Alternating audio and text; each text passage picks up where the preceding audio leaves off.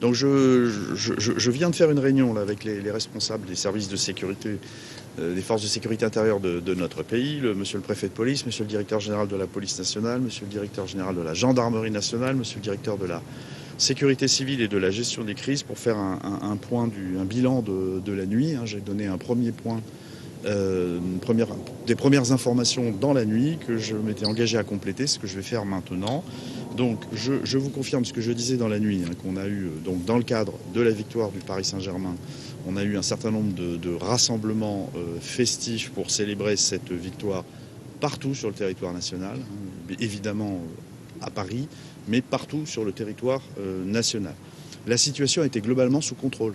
La situation a été globalement sous contrôle. On a eu évidemment des débordements que vous avez toutes et tous notés, qui ont entraîné des troubles à l'ordre public, voire des violences urbaines, mais qui ont systématiquement été pris en compte par les forces de l'ordre. Systématiquement, il y a eu une réponse policière qui a été mise en place. J'en profite dès le début de cette intervention pour remercier les forces de sécurité intérieure qui ont travaillé, donc les 22 000 policiers et gendarmes mobilisés, qui ont travaillé dans des conditions extrêmement difficiles, extrêmement compliquées, avec pour chaque intervention des prises à partie, beaucoup de jets de projectiles, beaucoup de tirs de mortier, dont on constate une augmentation assez significative. Je la ferai évidemment chiffrer, mais manifestement, il y a eu un usage accru de tirs de mortier contre les forces de sécurité intérieure lors des interventions.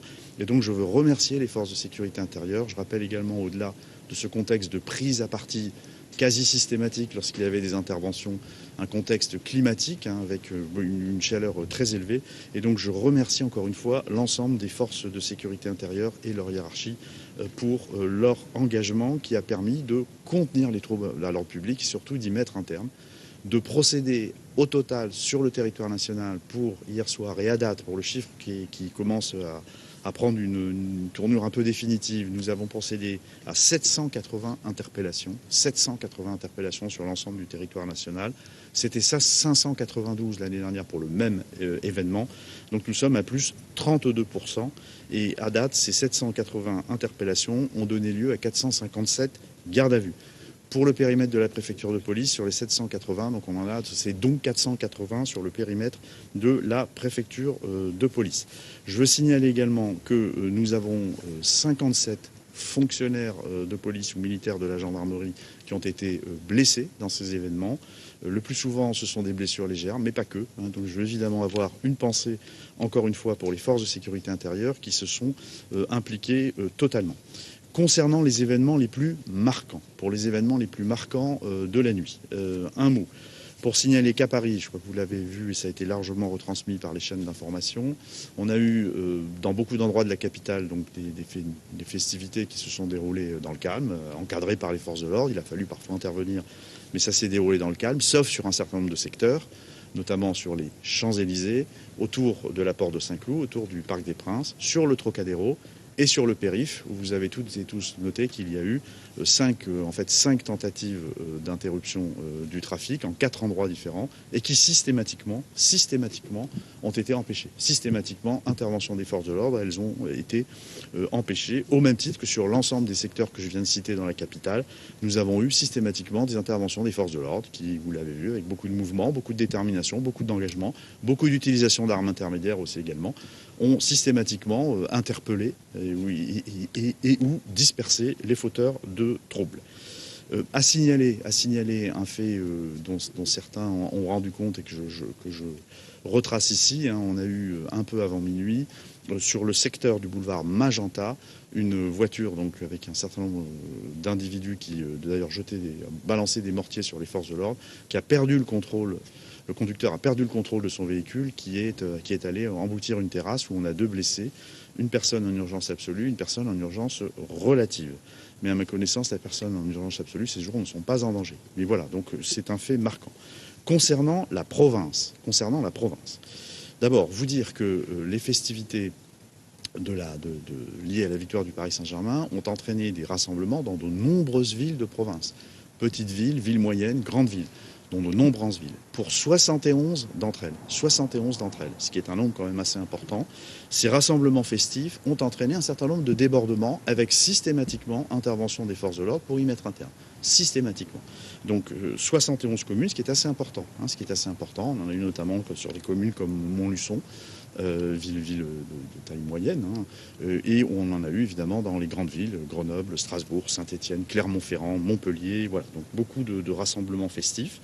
Concernant les dégradations et les pillages, pour ce qui concerne la province, ce que je vous disais dans la nuit n'a pas été modifié à date. Nous avons dans une quinzaine de villes, nous avons enregistré des pillages, vols dans des commerces, dans une quinzaine. À chaque fois, il s'agit d'un ou deux commerces par commune. Les forces de l'ordre sont systématiquement intervenues pour y mettre un terme. Et une partie des interpellations qui ont été réalisées l'ont été à l'occasion de pillages. Donc je veux évidemment insister et mettre en exergue la grande réactivité des forces de sécurité intérieures qui sont souvent intervenues systématiquement dans la foulée. Et de toute façon, au-delà, il y aura évidemment un travail judiciaire qui sera engagé. Puisque je parle de travail judiciaire, je voudrais ouvrir une petite parenthèse sous le contrôle de monsieur le préfet de police, sur les intrusions sur le périphérique. Il y a les interventions auxquelles nous procédons pour lever ces blocages du périphérique, avec parfois des interpellations, mais il y a surtout un travail de vidéo-verbalisation qui va être engagé.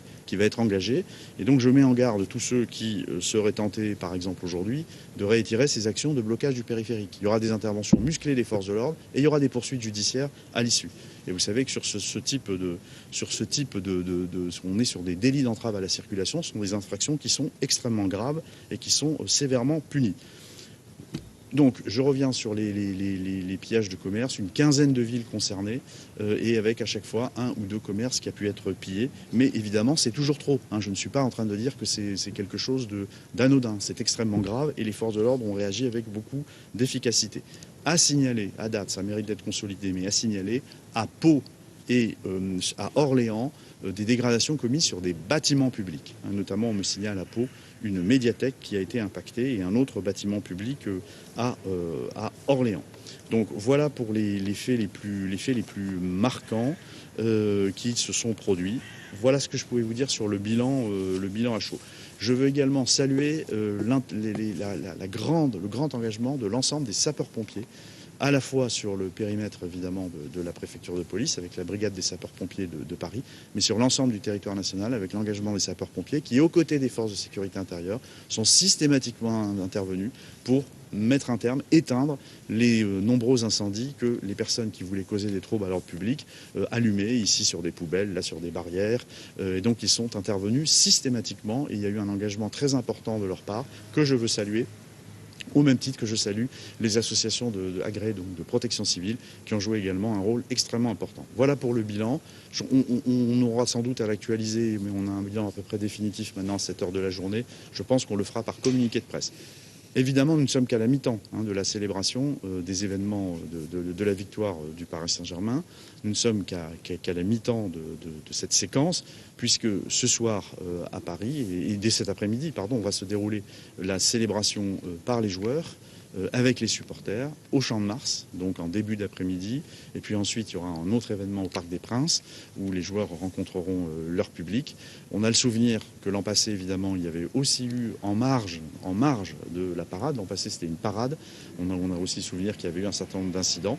Ce que je veux redire, c'est que nous répondrons avec la même fermeté, la même détermination. Il y aura beaucoup de fermeté, beaucoup de réactivité et on ne laissera rien passer. Voilà ce que je voulais vous dire. Donc si vous avez quelques questions, rapidement, je veux bien y répondre très vite. Bonjour, Christelle Rigaudot pour le Parisien. La maire du 8e arrondissement de Paris, ce matin, propose d'interdire les rassemblements post-match en raison des problèmes qui ont eu lieu notamment dans son arrondissement hier soir. Qu'est-ce que vous répondez? Est-ce que c'est quelque chose qui serait possible ou souhaitable? Non, c'est une question qui était posée de manière récurrente par sa prédécesseur. Je ne crois pas que ça a été évoqué dans la préparation de l'événement. Bon. A posteriori, on peut toujours refaire l'histoire. En matière d'ordre public, c'est souvent comme ça que ça se passe. Et d'ailleurs, vous constatez ce matin dans les médias qu'il y a beaucoup de gens qui vous réexpliquent l'histoire, qui qui s'érigent tous en grands spécialistes du maintien de l'ordre public. Voilà. Les spécialistes, ils sont là, ils sont autour de moi. Ils ne sont pas ailleurs. Ce que je veux dire, c'est que empêcher l'accès aux Champs-Élysées, c'est une fausse bonne idée. C'est une fausse bonne idée parce que geler un secteur comme les Champs-Élysées, ça mobiliserait quasiment la moitié du dispositif que je mets à la disposition de monsieur le préfet de police pour faire comme il l'a fait, un maintien de l'ordre remarquable comme hier soir. Ça mobilise la moitié du dispositif pour un secteur parisien qui est déjà ultra protégé puisqu'on se déploie de manière conséquente sur ce secteur et ça a été encore le cas hier. À ma connaissance, il n'y a pas eu de commerce pillé sur les champs. Il n'y a pas eu de connaissance. Donc voilà, on s'y déploie, on est présent et ça mobiliserait énormément d'effectifs pour finalement avoir des personnes qui se répandraient ailleurs dans la capitale. Ils seraient ailleurs. Ils sont là, on sait où ils sont. Quand il y a des troubles, on intervient. Ils sont tenus à cet endroit. C'est aussi vrai dans d'autres endroits de la capitale. Mais voilà, ce sont toujours des fausses bonnes idées. Et je vous dis que ça n'est pas du tout notre intention. Mais voilà, on pourra en rediscuter avec Madame la maire du 8e. En tout cas, je pense que ça n'est pas une bonne idée. On ne la mettra pas en place. Thomas Poteau, RTL, est-ce qu'il faut se résoudre du coup à ce que chaque grande finale sportive, et notamment celle du PSG, s'il y en a d'autres à venir, soit accompagnée de ces troubles, de ces débordements? Est-ce qu'il n'y a aucune solution? La solution, enfin, ce qu'on constate, c'est qu'il y a un certain nombre de personnes qui viennent, la très grande majorité, pour fêter, célébrer la victoire du Paris Saint-Germain, dont d'ailleurs des personnes qui sont présentes déjà dans la capitale, qui sont dans les bars, dans les lieux où il y a des retransmissions, et ça se passe très bien. Ce qu'on constate, c'est qu'il y a d'autres individus qui viennent, qui ne sont pas des supporters du Paris Saint-Germain. On les a bien vus, je parle de ce qui s'est passé à Paris, mais c'était vrai aussi en province. On les a bien vus à Paris. Ils ont certes des maillots du Paris Saint-Germain, mais ils ne regardent même pas le match. Dès le début du match, ils commencent à créer des incidents. Donc voilà. Donc ce ne sont pas des supporters du Paris Saint-Germain. Ce sont des gens qui viennent pour créer des débordements, pour créer des troubles. Et moi, je n'ai pas d'autre explication, d'autre chose à vous dire que nous sommes là pour les en empêcher de commettre des dégradations, des exactions et des violences. Voilà. Et on a une réponse, évidemment, qui est une réponse de grande fermeté. De grande fermeté. On ne peut pas laisser dire autre chose. Vous avez vu les images d'hier, vous avez des forces de l'ordre qui, hier soir, sur les coups de 2-3 heures du matin, étaient exténuées parce qu'elles ont travaillé toute la soirée pour empêcher ces fauteurs de troubles d'agir. Dans le cadre, évidemment, des lois et des règlements de la République, avec les moyens qui sont les nôtres et qui sont des moyens de grande proportion. Mais la proportionnalité, ça ne veut pas dire qu'on n'agit pas de manière déterminée et de manière systématique, et on l'a encore vu hier. Bonjour, Nicolas Roger pour CNews. Parmi les forces de l'ordre blessées, on a parlé d'un membre des forces de l'ordre à Agen, dans le Lot-et-Garonne, blessé plus gravement. Est-ce qu'on a des nouvelles de lui ce matin? Oui, alors c'est moi qui l'ai évoqué cette nuit, puisque c'est une information qui m'était remontée assez vite. On en avait parlé avec monsieur le directeur général de la police nationale. C'est un fonctionnaire qui a chuté, sur une intervention, en poursuivant des fauteurs de troubles. Et on nous remontait un trauma crânien. Donc voilà, j'avais indiqué qu'il était en pronostic grave. Heureusement, ça va beaucoup mieux. Et voilà, je crois qu'il est même sorti d'hospitalisation. Voilà, ça va beaucoup mieux. Voilà. Sur les 57 blessés dont j'ai parlé, on n'a pas connaissance de blessés graves, au sens médical du terme. Après, monsieur le préfet de police nous montrait des photos de certains des effectifs, notamment des brigades anticriminalité parisiennes ou d'autres effectifs. Quand on reçoit un tir de mortier, la blessure, elle n'est pas catégorisée en grave, mais je vous assure que c'est assez impressionnant. C'est assez impressionnant, le choc d'un coup de mortier. Beaucoup d'effectifs ont été touchés par des mortiers. Voilà, on va comptabiliser tout ça, mais j'ai le sentiment, et c'est partagé par le préfet de police, par le directeur général de la police nationale et par monsieur le directeur général de la gendarmerie nationale, on a le sentiment qu'il y a eu un usage accru de mortiers, ce qui rend d'autant plus indispensable maintenant l'adoption de la loi Riposte, qui va permettre de mieux réprimer, de mieux sanctionner l'usage de mortiers et de mieux poursuivre ceux qui les vendent sous le manteau. Jérémy Poiloni, BFM TV, quel est le dispositif prévu cet après-midi? Cet après-midi, il y a un dispositif c'est autre chose. Cet après-midi, c'est un rassemblement statique avec une présentation du trophée. La préfecture de police a mis un dispositif habituel sur ce type de rassemblement, c'est-à-dire qu'il y a des box pour qu'il n'y ait pas de mouvement de foule à l'intérieur des périmètres, et il y aura un silt, donc les personnes qui voudront y accéder seront fouillées, palpées, voilà. Donc c'est un dispositif habituel qui ressemble un peu à la parade de l'année dernière, ce qui est normal. C'est un dispositif de très haut niveau et qui vise aussi, bien évidemment, à canaliser les personnes qui vont circuler dans la capitale en dehors. Vous avez aussi l'escorte du bus des joueurs. Vous vous souvenez que l'an passé, il y avait eu énormément d'euros qui avaient suivi le bus. Et donc, il y a aussi tout un dispositif de circulation qui est mis en place. Voilà. Juste un mot, on a présenté les forces de l'ordre. Est-ce que pour les supporters, les gens qui simplement se célébraient, voir les éduquer, il y a des blessés aussi? On a un membre à date, sur les participants, on est un peu plus de 200 participants qui sont blessés. Voilà. Ah oui. Dont 8 graves. Voilà, c'est le premier bilan que nous avons. Alors, blessés, vous savez, quand tirent des mortiers, jettent des projectiles. Voilà, donc je pense qu'il y a beaucoup de personnes qui sont blessées compte tenu des violences qui sont commises. Voilà, on est sur 219 pour être précis, à date, hein, c'est ce qu'on me signale comme participants blessés. Voilà, s'il n'y a pas d'autres questions... Dans les prochaines semaines, il y aura d'autres échéances sportives, d'autres matchs et éventuellement voilà, d'autres supporters qui vont venir célébrer des fins de match sur la voie publique. Est-ce que les dispositifs de sécurité seront à la même mesure que ce qu'on a vu hier, ou comment vous allez vous adapter avec ces échéances qui vont être récurrentes dans les prochaines semaines? On a la Coupe du Monde de football, c'est ce à quoi je crois vous faites très clairement allusion. On a l'habitude, la préfecture de police a l'habitude de gérer les festivités qui sont liées à la Coupe du Monde du football.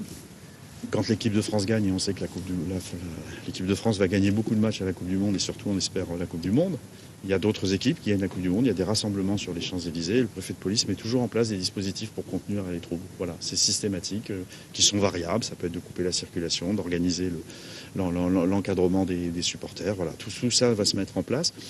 Voilà, il faut, quand il y a des événements, quand on est au lendemain d'événements comme ceux qu'on a connus, c'est sûr que pour les forces de sécurité intérieure qui sont placées sous mon autorité, c'est beaucoup de travail. Mais c'est aussi l'image de maintien de l'ordre qui sont réussis. Alors après, on peut commenter effectivement pourquoi des jeunes viennent pour casser dans les rues de la capitale les soirs de victoire. Ça, c'est vrai que c'est un sujet. Mais moi, mon sujet, c'est d'apporter une réponse et de les empêcher de faire. Et c'est ce qui a été fait hier. Et c'est ce qu'on fait systématiquement. Voilà, c'est pas la première fois qu'il y aura une Coupe du Monde, évidemment, pour la première Coupe du Monde. Et il y aura évidemment des rassemblements dans la capitale. Et il y aura évidemment des encadrements policiers qui seront mis en place. Et voilà. Et donc, au lendemain d'événements comme cela, moi, je veux rappeler qu'on est un grand pays de gestion de l'ordre public. On est un grand pays de gestion de l'ordre public. Un pays où certes la liberté de se rassembler est permise et tolérée, mais où les débordements sont toujours réprimés. Voilà, sont toujours réprimés. Et entre ceux ce matin qui accusent le ministre de l'Intérieur d'avoir mis de l'huile sur le feu à gauche de l'échiquier politique, qui accusent le ministre de l'Intérieur d'avoir mis de l'huile sur le feu en ordonnant des interventions systématiques, et ceux qui parlent d'une mollesse, d'un laisser-faire. Je crois que la réalité, elle est ni d'un bord ni d'un autre. La réalité, c'est on est dans un pays de liberté, les gens peuvent se réunir, et quand ils commettent des exactions et des violences, on intervient avec beaucoup de fermeté et d'autorité. Merci beaucoup. Merci.